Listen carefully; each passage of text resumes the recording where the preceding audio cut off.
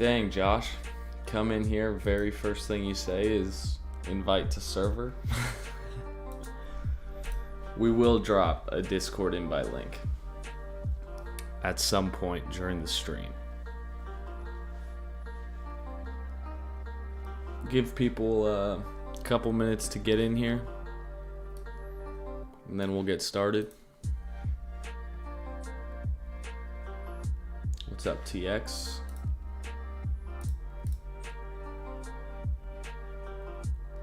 Weekly equal lows at 28. That's pretty deep. You're looking for a nice 25% pullback.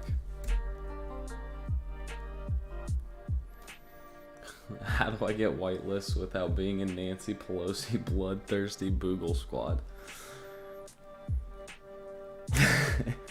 Yeah, so I mean, getting into a Discord server early, like when a new project is launching something, is one way to do it and be active. Like, I think there are quite a few projects where if you're in there early and you're talking quite a bit and you're active, you have a good chance. I know my Discord has quite a few whitelist giveaways, and then, I mean, there's a bunch of different Discords across all of Seoul that have pretty good alpha and not, and some don't have super expensive entry fees. I know the Dragons do tons and tons of whitelist giveaways. I can't even keep up with their whitelist giveaway channel or their first come first serve channel. So like if you're active in a Discord like that, you can get quite a bit of whitelist stuff. And right now I think a baby dragon is like 40 soul, so that's not an insane investment. We will talk about the dragons a little more later in this stream though, because they have some pretty sick stuff coming up. And OpenSea actually tweeted about them today, or they retweeted this this video with the little blood logo and a dragon, which is kind of hype coming from OpenSea themselves. So that's pretty cool. But we'll get into all that. You've been trying to get on whitelist for months. It's impossible. What have you been trying? I think like being in some type of group that has alpha is kind of the best way to do it, or has connections and things like that. King of the Street next. Okay, Bears. That one looks pretty solid. They have quite the active community in there.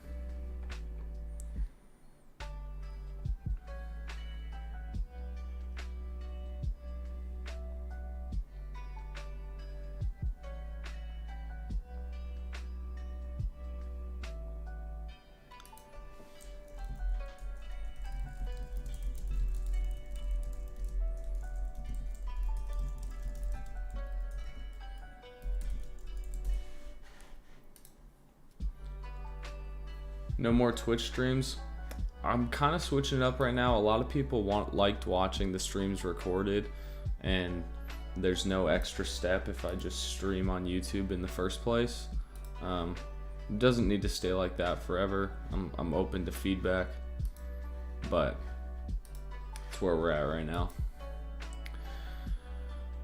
All right, we'll jump into this.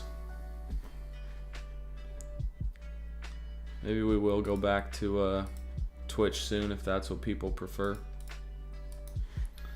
But anyway, welcome to the stream. Welcome to another episode of Kicking It with Kaz. Shout out to Bybit, the sponsor of these videos. If you guys want to support, you can check out their link down below. And with that being said, let's jump into the content. I also will have Jared, JM plus EV, on stream today, which should be pretty fun. Am I minting anything today? No. I'm not minting anything today. I don't think. Communa 3 is tomorrow, but that one was like impossible to get whitelisted for. Tamaki Apes are on the 7th. Kings of the Street, I don't know what day those are gonna be, but that one's coming up. I think those Carton Kids on May 9th, those are a couple. Never go to Delta. I won't. I like Bybit. I like being sponsored by a place that I actually trade. So, Bitcoin has been looking a little rough recently. Actually, okay. Jared's here, so let me call him quick.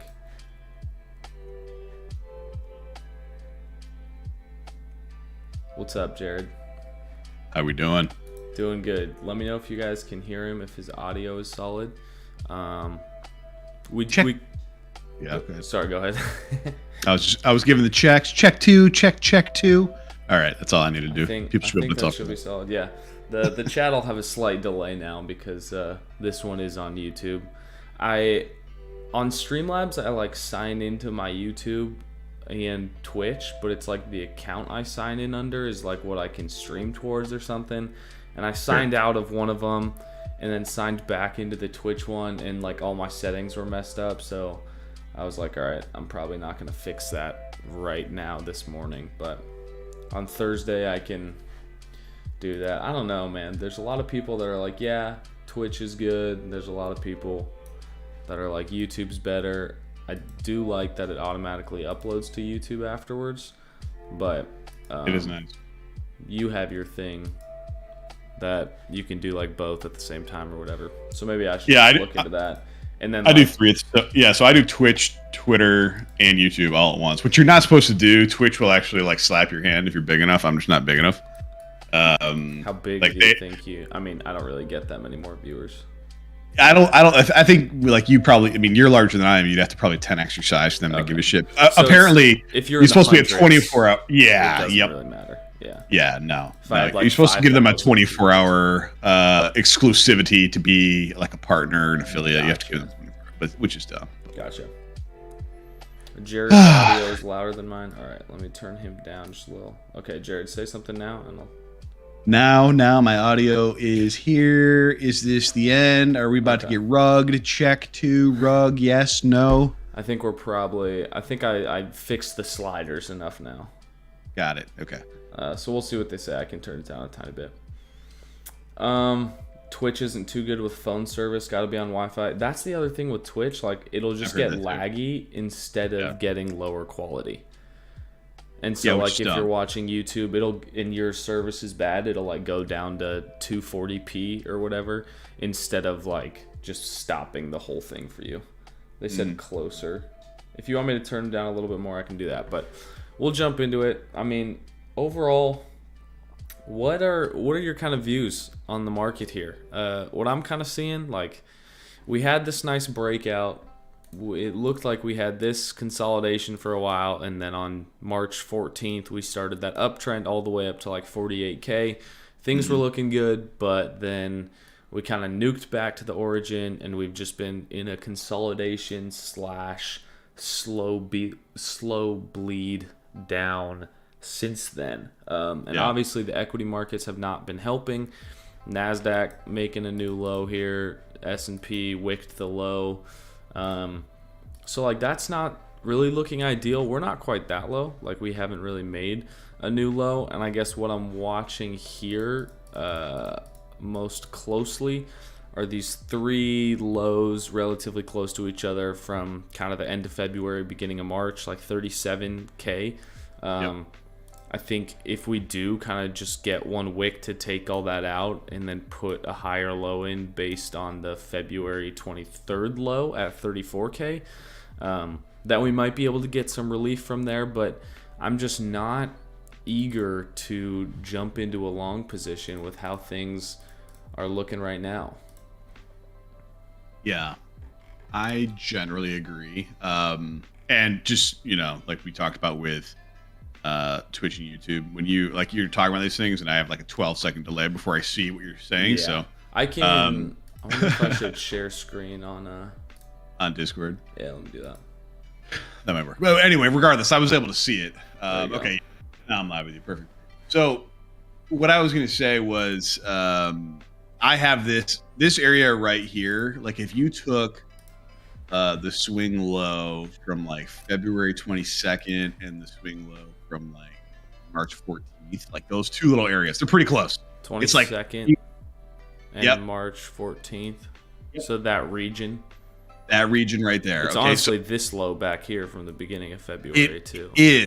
And so that was the only higher low that we've put in since we broke the trend from, 66 down to whatever it was, 32 or 33.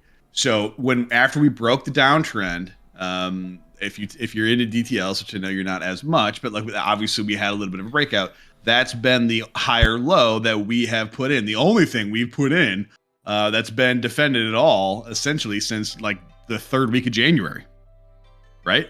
So that's it. Since the third week of January, that's it. This is the only strength. This is the line where people have been showing up to defend. And so I think, like, very clearly to me, that if this does not hold, you're probably going to see significantly lower. Like, no joke. Right. We're kind of in trouble. Yeah. Because if you lose this, now you go, okay, now even any sort of bullish hopium's gone.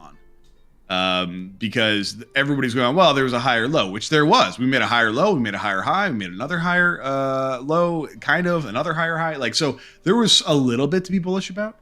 But if we break down from here, like, where's the landing spot? And I don't know, maybe you probably have, I mean, is it 30? Is it 28? Where does it go from here? Yeah. Yeah, no, it's tricky. Especially, I mean, I think what's scaring a lot of people, like if we look at, we haven't had something like this since the COVID drop, really. Right. Yep. And either this is like just a deeper pullback before our continued grind up, which the S&P seems like it always does, or if this is like our break in structure here, and now we go into like a downtrend for a year or something like that, and that wouldn't be ideal, but I think that's kind of what it comes down to. Yeah, like, I think you're right. Regardless of what happens with Bitcoin right here, like if we do get a spike into this level, start bouncing hard, but then equities are like, yeah, no, this isn't happening.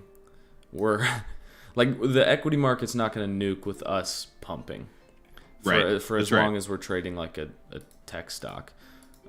Which, I mean, I think even if we do go into some kind of reset, whatever you want to call it, really, I wonder if, like, at the beginning, Bitcoin will be more correlated with stocks.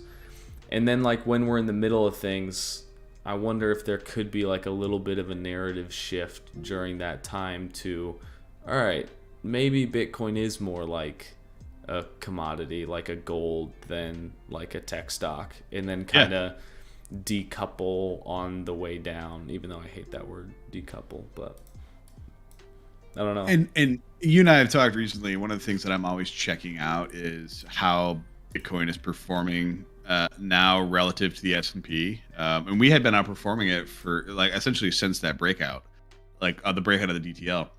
And you're starting to see that weakness come back again. So I don't love that. I do think you're probably seeing some games here, given that the Fed is tomorrow. Right. So the Fed's tomorrow. Everyone's like, oh, man, they were talking about 25 basis points. It looks like it's going to be 50 basis points. But they leaked 50 basis points last week. I mean, that's what kind of caused our rejection from 42 or 43 or whatever it was. Right. Was them saying they were going to do that. So there's a part of me that thinks that this is priced in. But people, they know people are scared. Whenever you're in a downtrend, whenever you have stuff like this going on, it's so much easier to just nuke stops because people are scared. Yep. And really, like, except for we had the down day in December where we had like the crazy wick down, which we filled, and then the crazy down day in January, like we haven't seen a ton of like crazy moves, just kind of whipping back and forth, right? Mm-hmm. So candles have been smaller, recently. They have. And like, I think you've probably seen some of the guys on CT talk about it. Like, just like the liquidity isn't there. People aren't participating, which could be worse, guys, which I guess. But the only reason I say that is whether it's better or worse, I don't know. I just think that people are scared and it's an opportunity to rinse some people. Mm-hmm. You know, and are they going to take that just because we all pretty much know what Jerome Powell's going to say tomorrow? He's going to say, we are going to raise 50 basis points. If he said 75 basis points, like, we're going to zero. Like, that's that's what's going to happen. Yeah, like it literally could be a $10,000 down day. If he said, we're just kidding, guys, we said 50, we're doing 75. But like, here's the thing. I want to hate Jerome Powell. I don't. Mm-hmm. I don't. Like, he does a really good job of kind of saying what he's going to do and then just doing it. And then I listen to his press conferences every month or every time he talks. And I'm like, yeah, damn, the guy just makes a lot of sense. Like, he's trying to unwind this. He's in an impossible situation. Granted, it's a situation that he started.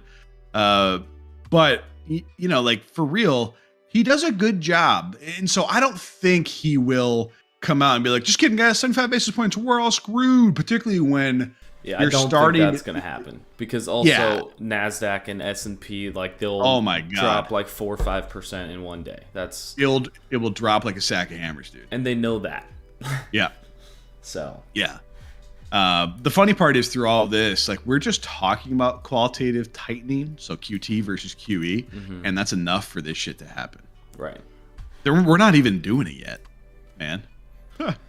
We're not even doing it yet. Which I know. And a lot of people, like, get worried when we talk about this bear stuff, but, like, imagine how much time you're going to have to accumulate and to learn about different things in crypto, about different coins, if you just have a bunch more time. Like, you won't make as much money, but you can position yourself to make even more money when things start looking better. So, and I think, like, there will still be, I don't think, and I could be completely wrong, and I'd be interested in your opinion too on this, but I don't think we're ever going to have a, like, 2018 type of bear market again, where, no, I don't think so either. And what I mean by that is, specifically, nothing performed well in here. Like, there were no opportunities anywhere. It's like either you were shorting or you were getting wrecked. Yep. And I think that partially had to do with there not being as much money in crypto.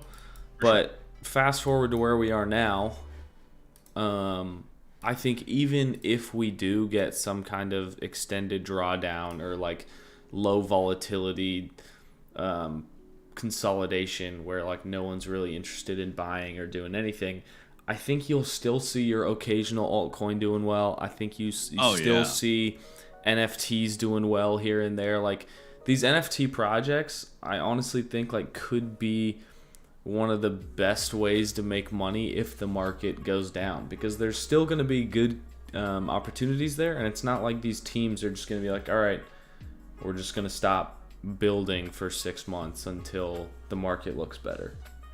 I don't remember who it was, but it was one of those, like, enormous CT names that's been around for years. I don't believe it was Kobe, but don't quote me on this. They said something that's almost exactly what you just said, and, like, there were so many people that thought after 2017 that Bitcoin was dead. Because think about it, it went to 17, 18, 19, whatever, just under 20, and then it went down to, like, $4,000. And a lot of people thought that was it. Like, this cannot recover from this. But people were still building during it. So the reason why I'm bringing that up is what they said was, given that you just saw effectively like a 75%, 80% retrace from the highs on Bitcoin, it came back. Who do you think is going to, like, be like, no, it's not worth building now? Of course it's worth building now. Like, now people have seen what this can happen when you're in a raging bull. Why would you stop building? And I think there's more people learning about how to develop, learning solidity, learning everything there is to learn, and creating and trying new and different things. And so, like, that's where, I mean, think about the positions that people built in Link, just because, like, the thought of an on-chain oracle was like, hey, that's a really cool idea if we ever get a bull run again. And then you saw people take Link from 60 cents to whatever the hell it went to, right? Like, but that's where you have to really dig in and do your research and find, like, okay, if we get back to that like risk on situation, which we will, just depends on when, like, this is when you can set yourself up to retire on the next cycle. And I mean that sincerely. Yeah. Time to accumulate. Like, if that's what happens. I'm still not completely ruling out the fact that we could just see some like big rally in stocks and Bitcoin where you put in some like lower high and we like trend for the summer and then it starts to go dry. I don't know.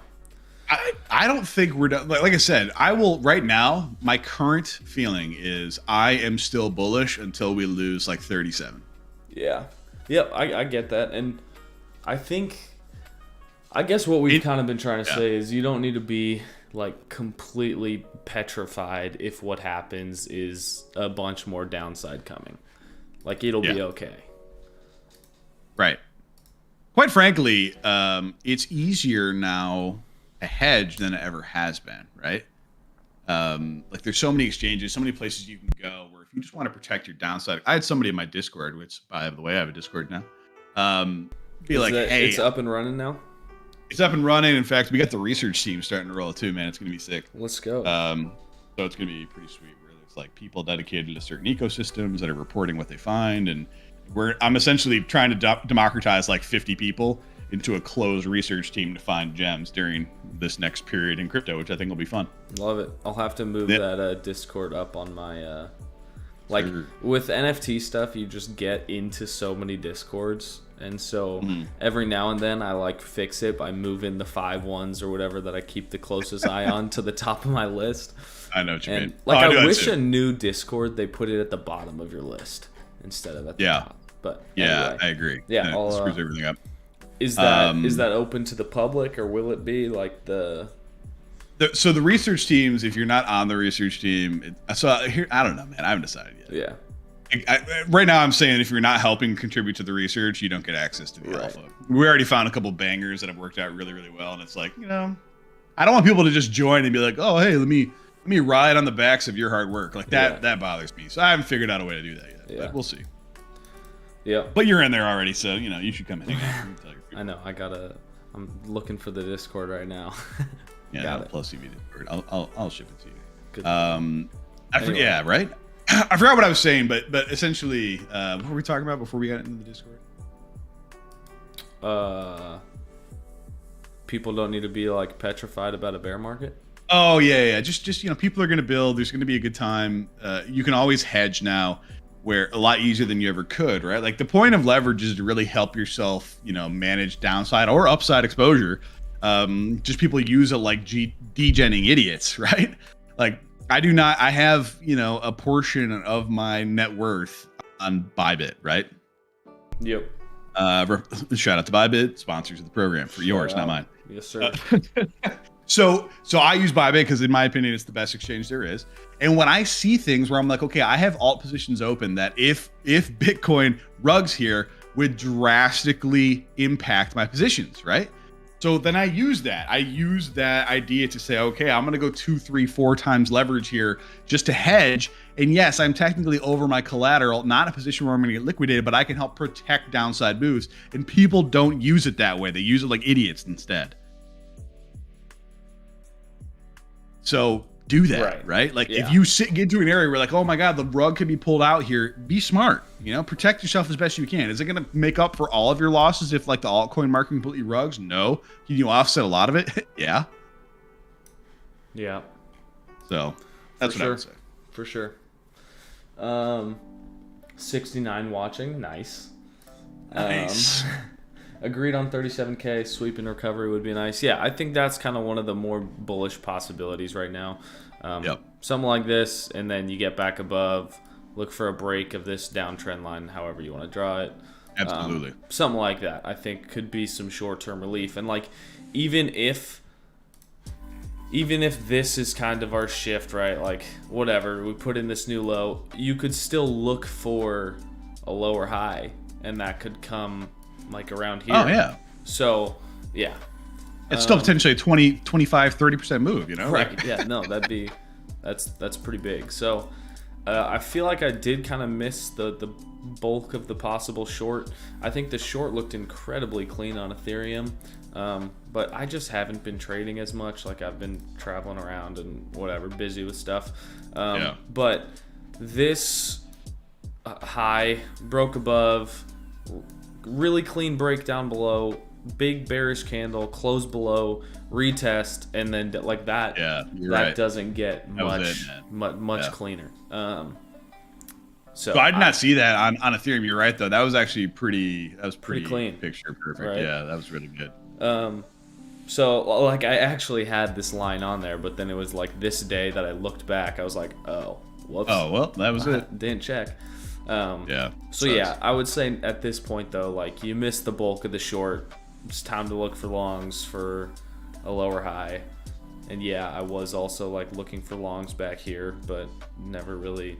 I mean, people are probably used to me for the last, like, this section saying it's almost time to be looking for longs, and we haven't gotten that much, but it just hasn't been moving a lot. Well, and that wick to 43. That was a nice opportunity. Like, oh god, that was not. But the thing is, it looked like, okay, we got like a real clear higher low, and that's where the whole like 50 basis points instead of 25, yada yada, and like it's been down only since then. So and like you heard about,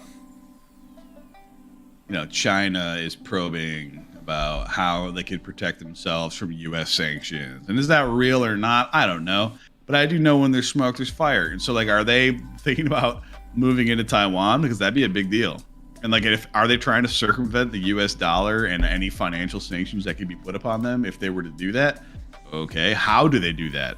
Well, with a commodity-backed dollar? I mean, it's essentially like Bitcoin, but they're doing something differently that puts money in their own pocket. So there's a lot of things that are happening that could play out. And it's like, they're so scary, they're so terrible, but at the end of the day, the chart is the chart, right? Right. Yeah. So, whatever. What I always say, and when I always think about, like, when I'm streaming or when I'm just talking to people, I go, okay, when things look really, really bad, like it's going to break down, if it's not the breakdown, it's the best time to long. Right. And that's my whole, I mean, my name is plus EV on purpose. Like, the plus EV move is not shorting the bottom, guys. It's not shorting the bottom. Like we just talked about, we missed it. We missed the short. Mm-hmm. It's, if you can find the long, it's the long.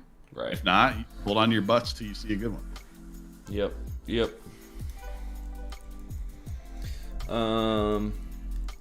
For you, would that be a reclaim? That breakdown? Like, you wouldn't buy until it was reclaimed? I think that's the safer way to play it. Yeah. But yeah, I think like even a wick down to 36.5, it would be above this, like where obvious demand was, because like look what happened from 35. Sure. So yeah, we'll see. We will see. Okay. Yo, Cosmo, you holding your long-term bags you mentioned in other streams like AVAX, etc. Yeah, so there's a portion of spot that I trade in my portfolio, and there's a portion that I just don't touch because, I mean, when I zoom out 5 years from now, the worst possible case scenario I could think of is being right about crypto but over managing stuff and like selling in and out too much and just not playing that well. So like, I think that's worse than crypto not playing out and you like holding on to your spot. Then it's like, all right, my thesis was wrong. It didn't work out. It's time to go invest in something else, which obviously we don't think is going to happen. But what I think the literal worst thing ever would be being completely right about crypto and not being able to take full advantage of it. So agreed. I do have quite a bit of spot that I just let ride, which one of them, since we're on the topic of spot bags, is Juno, which, as you guys know, it's pretty much back down to my entry. You know, I've luckily been able to get rewards for 4 months, so I'm above break even though it's back at around the entry price. But something like Juno, I'm just going to keep compounding my staking rewards, and next crazy bull run, whenever that happens, I will have a enormous bag. And 100%. That's kind of the plan if there is a quote-unquote bear market. Just like accumulate things that you are bullish on. And I know there's been like this whale drama and things like that, but in 6 months, in 1 month. Like, there are such short memories in crypto. If Juno works out with its tech and IBC becomes a big thing, like, Juno will be enormous, and I'm betting on that. And actually tomorrow the upgrade gets pushed where the whale's funds will be unbonded, so this should jump to almost 100%, maybe like 95, 98, 100, somewhere in there. So APR is going to be high, and we're just gonna keep compounding. At least that's my plan. And like, I have a bunch of NFTs on Sol. I also have spot Sol, and I'm just like not super interested in selling that. Because, well, some of it. I do also have some Sol that I luckily was able to sell like in the 120s, not the Pico top, but was able to play that move pretty well. But that doesn't mean like it's always going to be better for me if the market goes up, because what I sell on a pump from the spot that I trade, like what I trade is a lower percentage than what I just let ride. So that's kind of my long-term bag thesis. People always buy stuff and saying it's a long-term hold, and then they sell after 2 weeks, and I'm like, bro, that's not how it works. It's a long-term hold, man. I'm gonna hold it for more than 6 hours. Right. Oh, sweet. It's called a trade. You are a scalper. It is a scalp. Do you think at some point in the future we'll ever see another hard bear, example 20k BTC? Yeah, I mean, I think that's definitely possible. If equities do go into like a bear market, if we have a quote-unquote recession, however you want to classify that. I know there's like a very technical definition of it and what a recession is, but you guys know what I'm talking about. Then yeah, I mean, it's definitely possible that this kind of breaks down, and then maybe we just consolidate in here for a while. So yeah, I think that's possible. What I was saying earlier, where I don't think we'll have a bear market like 2018 again, is more so that there will continue to be opportunities to make money even if Bitcoin is dumping hard. And that doesn't mean Bitcoin can't go to 20k. Like, it can pull back really far, but I still think there will be like opportunities to make money within crypto, no matter what that is. Like, there's always a new thing that comes up where it's like, if you hop on early, there's a lot of money to be made. It's been Binance chain altcoins back in the day. We've had DeFi season. More recently, like NFTs, in my opinion, have been like the place to make a bunch of money. And so something else could pop up during a so-called bear market that just becomes a money printer. Yep. It's 100% true. I mean, like, you know, I started trading on chain in like June of 2020. And it wasn't even like crazy yet, you know, like that came later. That was not long after the COVID drop. We didn't really know it was going to happen. We got a nice trend up there, but you didn't get to see. And you know what the benefit is now? I was literally just thinking about this. The benefit we have now is you've seen the largest and the broadest based rally in those sectors you just named ever. So L1 trading, NFTs, L2s, even all the different DeFi stacks and protocols. We're seeing, P2E, we're seeing metaverse shit. These are setting benchmarks now. Okay, they're setting benchmarks where if something new comes out and it has, a comparatively low market cap, you can look at user count and you can look at active wallets. We now have historical markers for X amount of active wallets on chain A plus market cap B plus yada, yada, yada. This is where these things could peak out at in a bull market. Before, it was just a guess, man. We didn't know, right? Like, I remember looking at Wi-Fi at $3,800 and being like, that's fucking way too expensive. That's ridiculous. And then it ran to 40 grand like 7 days later. And I was like, what? Who would have known?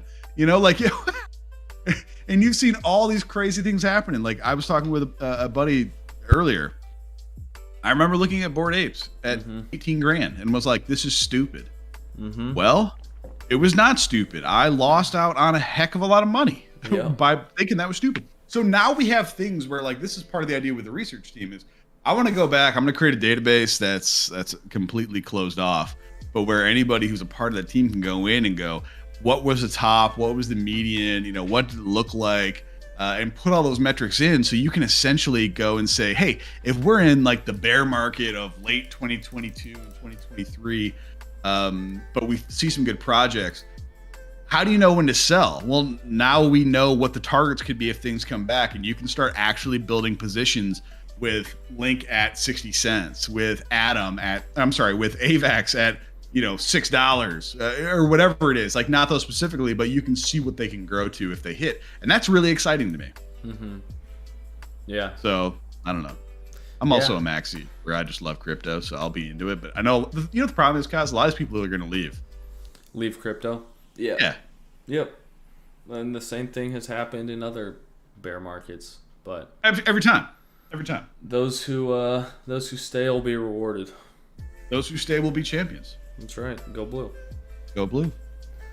Can you elaborate on hedging? Is it a good idea to margin long a coin with the same coin as collateral when things start to look good again? Do you want to tackle this one? So I think it's a practice. That's not how I choose to use hedging or leverage. Okay, some people do.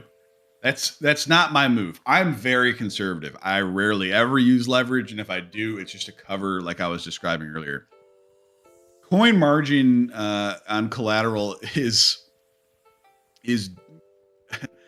tough to do, just because you're going to be liable to crazy moves that could get you rinsed. And so I would not do that, no. But I'm okay with a 20% move. I don't need it to be on 5x leverage. You know what I mean? So no. And then in terms of like hedging, you just have to like have command of your overall portfolio and look at where things land if there's a breakdown. You can do that by looking at charts. Kaz gives it to you all the time. So if you say, I have X amount of SOL, if we lose this level, it's going to go here. Okay, is it worth me hedging downside risk? Maybe it is. You're going to lose upside though too. So you have to decide what's right for you. I would not use coin as collateral. The only thing I do that with is Bitcoin, because I'm always trying to acquire more Bitcoin. I don't care if it's 100 grand or if it's 4 grand. I want more. So that's the only thing that I use to try to acquire more of. And then otherwise, I'm sometimes doing USDT perps, or like, quite frankly, I'll just roll it all into Bitcoin's movement. Yeah. Yep. Mark, I wish I bought BAYC for 18K. Yeah, I remember when they minted, so. Yeah. And I had different apes, and I was like, I like my apes more. Oh my god, I remember that too. Yeah, So- your apes were pretty. I bought 3 of them. I still have them. Yeah, me too. No one's gonna buy them, so. Nope. Might as well hold on. That's a one for the history books. No, literally, there's a stream on my YouTube. You can go back. It's an hour of Ataxia selling me onboard apes. Literally, he went through every piece of it while they were under 20 grand. He was like, "This is why you should buy one." And I was like, "This is dumb." Literally, it's an hour long of me being a dipshit. So if you ever want some, That's interesting, crazy. pretty good times. Yeah. Yeah, I just thought it's just crazy how much better art starts to look when it's more expensive. It's true, man. I never really loved it. The apes were at like 0.3 SOL, and I was like, yo, these look a little weird. And now I'm like, oh yeah, these are sick. That's how it goes. Right. Yep. Well, everyone on stream has probably heard me talk about the dragons so much, because that's just like one of the major NFTs that I'm bullish on helping with, things like that. But if you can tell, that's an Ethereum logo right there. Yeah, buddy. And on the last Spaces, we talked about how the next collection, a new collection, will be minting on Ethereum.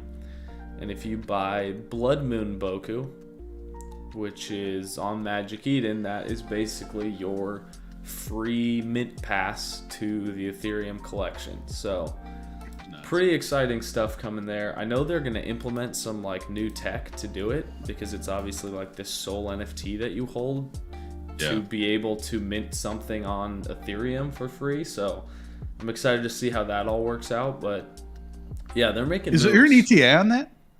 Like, they have, it's like, we're gonna try to do it by the end of blank. Is that even out there? May. What? This month. Yeah. Oh my god. Yeah. Okay, let's go. I know. They They told us they told us like end of May and said we could say it on the spaces, and I think I did say that to someone. I'll assume it's gonna be like tail end of May, but dude, if it happens in the next 4 weeks, that'd be pretty impressive. I would be very. So you know what though, I'll happily go on record as saying this. Obviously, you've kind of been the talisman for Dragons for a while, but a lot of people who look and have been into Soul NFTs are not necessarily ETH maxis, right? Mm-hmm. Like, so they're like almost different buyers. Okay. Yeah. But it's not like I'm in some pretty heavy ETH NFT groups, not quite the ones you are, but enough that you see people. They all love what Boryoku Dragons were doing on Solana. Mm-hmm. Okay. But they're just, kind of ETH NFT maxi. So they didn't come Right. over. If they did, they didn't come over hard. You have no idea the amount of money and hype and people that will play on Ethereum that won't come to Solana. Yeah, no, it'll be interesting, and I think the Dragons are in such a unique position because they're in this spot where they can kind of bridge the gap in a different way than other projects are. Yeah. Yep. And that's like rewarding cross-chain holders down the line. Maybe it's like if you have one of the Ethereum ones and also one of the Solana ones, you have some type of like reward or something like that. Like connect your Phantom, connect your MetaMask. Oh, Right. you got both? Okay, register here. Yeah. Boom. And That'd be sick, dude. That'd be different. I'd love that. And if they're, let's say, like a bunch of ETH native people, they're like, all right, I'm aping these, like I'm going to buy 10 of them, 20 of them, whatever. They see their bags on Ethereum 10x. They're like, wait, maybe I should like have some exposure to this project on Sol. Yeah. And like, they could not care about Sol. They could think the network sucks, whatever, but they're really bullish on this project that they've gotten to know on Ethereum, and they're only going to get to know it because it is on Ethereum. And then they'll be like, okay, like I don't care about Sol, but I'm going to buy this one NFT because it is so intertwined with my Ethereum NFTs that have just given me a crazy return already. So I think it's really exciting stuff, but it probably doesn't mean that much coming from me because I've been rocking a Dragon PFP for like 6 months, so people know I'm a Dragon maxi. But like this is me too. This is cool stuff. This is cool stuff. I really do agree, and I've been very impressed with Dragons. Like, I remember when we were talking about when they first launched, and I was like, that'd be pretty cool if they could pull that off. Yeah. And I generally feel like NFT projects are full of shit. Yeah, 100%. And they just say stuff. Yeah. They've done everything they said they were going to do. They've done it intelligently, and they've just continued to deliver. Right? And I think the biggest problem was they completed all of Roadmap 1.0 in 6 weeks. Yeah. And then it just gave people these expectations that it's always going to move that fast. And it's like, well, that was planned out and well thought out for a while. But now it's like the second part is about to get underway. And I think we're going to see that type of quick movement for the next 6 weeks. So should be pretty exciting. Mark says, did Baby Dragons also get the Blood Moon Boku airdrop? So they did not get the airdrop, but there is a Baby Dragon event coming up, which also we talked about on Spaces. So if you want the full rundown, like you can listen to that recording on the Dragons Twitter. But there is a Baby Dragon event coming up where they will also be able to participate in the whole Blood Moon thing. And they will be using Boku. So if you have a baby, having a little Boku is important, and you're not going to be left behind with all the Blood Moon stuff. Is the bottom line there. Smart. I like it. But yeah, so I'm actually like very, very fired up about that. And doing the spaces has been super fun too. Jim, and Bagley have kind of gotten able to get to know the team a little better, and they've been telling us some stuff that we can release on Spaces because they're like more anonymous, which like it's crypto. Plenty of people want to remain anonymous, and that's completely fine. And so it's kind of like intersected really well where we are all comfortable talking and like have fun talking and things like that. So it's been cool running the Spaces. Yeah, no, I think it's been good pub. Get some other voices out there talking about it. I think think it's gone well. I've only been able to tune into a couple like pieces live because life happens. But yep, it's busy. I know people are excited about it too. I guess here's my question for you: what if the Ethereum crossover project is too good? I'm serious. Like I mean that sincerely. Like obviously, I have several on Solana. Yeah. Right. What if it's too good on Ethereum? Then what? We go to Cardano. It is interesting because in the original roadmap and stuff, they harp on cross-chain and how important they feel that is. Like, what if later on they do something on Atom? They do something, Well, no joke. They say cross-chain. They're not just saying Ethereum and Solana. Like, yeah. You could be an NFT project that has their hands in a bunch of different buckets on different chains, connecting people from every chain. Like imagine the minds in that Discord if you have a bunch of the smartest people from like 4 different L1s. Like that's crazy. Yeah, you know what? I will put this in a larger picture because I think you make a really compelling point. Bored Ape's done some really crazy shit. They haven't even attempted to tackle cross-chain, nor did Punks. I mean, who has? You know what's weird though? Like, why? If a Bored Ape launched on Solana, like if they had some other Bored Apes, like 5,000 of them, whatever, launch on Solana, immediately 500 Sol floor. Oh yeah. And you're in first place on Sol. Like, that's right. I don't know. Yeah. So I mean, obviously there's concern about dilution, but like you could just make related. Where like imagine like think about Parallel, right? Like the card game, right? Mm-hmm. People wanted complete sets. Right. And we're like doing. I mean, I remember Joel Burge, CEO of Stack, was like, "I'm getting a complete set of version 1" when they were like in the toilet, and they're rewarding people who like built a complete set. So imagine if you launch on Solana and then you go to Ethereum and then you go to Avalanche and then you go to Atom or whatever it is, and like they're not the same things, but like they're just like little small spin-offs, and you can, like you said, connect multiple wallets and actually like register your things, and now you have a complete set. What would that do from like a market perspective? Right. Yeah, no, I think it'll be cool. And I don't think dilution is like too big of a deal, at least how things stand. Like, I mean, the more you grow, like you want to add supply for people to have like an entry into it. That's why Bored Apes had the kennels and the mutants, and their supply is like 50,000 now, and they're just on Ethereum.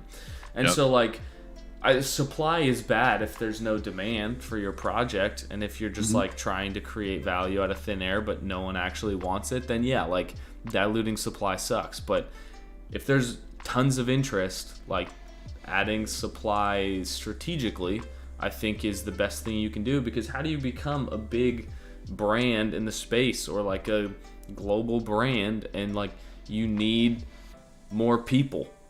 Like there's a reason you see more Bored Ape or Azuki or Clonex profile pictures than CyberKong's. It's because there's only 1,000 of them.